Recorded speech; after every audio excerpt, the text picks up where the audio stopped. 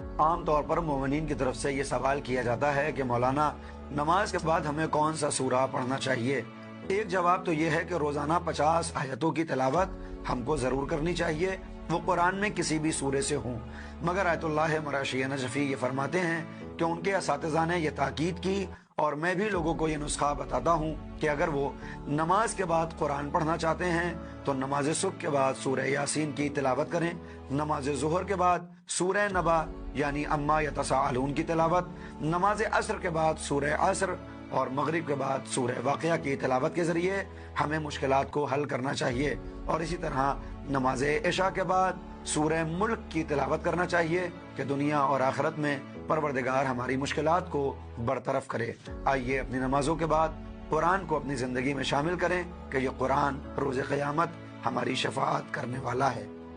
وہاں پہ ایک مومن تھے، انہوں نے مجھے کہا کہ مولانا میری بیٹی جو کہ دین کی بڑی پابند ہے، تو ہم جب سپر مارکیٹ جاتے ہیں تو وہاں پر اس کو چاکلیٹس کھانے کا شوق ہوتا ہے، ہم نہیں چاہتے کہ چاکلیٹس کھائے، اور واقعا یہ بہتر نہیں ہے بچے کے لیے۔ جتنا جنک فوڈ آپ اس کو دیں گے اتنا زیادہ ہائپر ہوگا وہ، جتنا جنک فوڈ بچے کو آپ دیں گے اتنا زیادہ وہ شہوت میں بھی مبتلا ہوگا، یہ بھی یاد رکھیے گا۔ یہ کچھ کی پوائنٹس ہیں جو میں آپ کی خدمت میں عرض کر رہا ہوں۔ بچے کی جو شہوت زیادہ جلدی بڑھتی ہے اس کی وجہ یہ ہوتی ہے کہ اس کو ہم بہت زیادہ جنک فوڈ دیتے ہیں اور وہ ہائپر بھی اس سے بہت زیادہ ہوتا ہے۔ تو کہہ رہے ہیں کہ وہ ہم نہیں چاہتے تھے کہ وہ چاکلیٹ کھائے۔ میں نے اس سے کہا کہ بیٹا یہ حلال نہیں ہے چاکلیٹ، تو وہ اتنی دین کی پابند ہے، اس نے کہا اچھا حلال نہیں ہے تو میں نہیں کھاؤں گی، جبکہ اس میں حلال حرام کا مسئلہ نہیں تھا۔ تو میں نے ان سے کہا کہ آپ اگر کھلا دیں تو شاید یہ زیادہ بہتر تھا، اس لیے کہ جب 2-3 سال بعد اس کو یہ پتا چلے گا کہ نہیں یہ تو چاکلیٹ تو حلال تھی، یہ تو میرے بابا نے ویسے ہی کہا تھا، تو آپ نے جو اس کو صحیح بتایا ہے اس پہ یقین رہے گا اس کا۔ جب ہم نے بچے کے ساتھ اگر جھوٹ بولا ہے، کئی مرتبہ جھوٹ بولا ہے، اس کے بعد ہم کہیں گے کہ بچہ آپ نماز پڑھو گے تو اللہ ثواب دے گا، اس کو یقین رہے گا اس پر۔ دنیا کی بات پہ یقین نہیں رہے گا تو ہمیں اس کی آخرت کی بات پہ بھی یقین نہیں رہے گا۔ ہم کہیں گے بیٹا قرآن پڑھو تو ثواب ملے گا، وہ کہے گا پتہ نہیں یہ صحیح بول رہے نہیں بول رہے۔